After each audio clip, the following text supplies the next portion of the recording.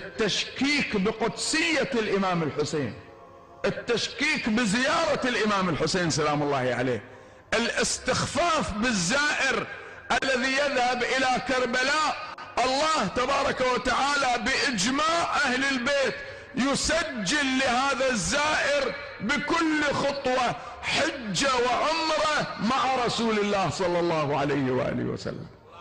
ويوم القيامة ترى الذين كذبوا على الله وجوههم مسودة أليس في جهنم مثوى للمتكبرين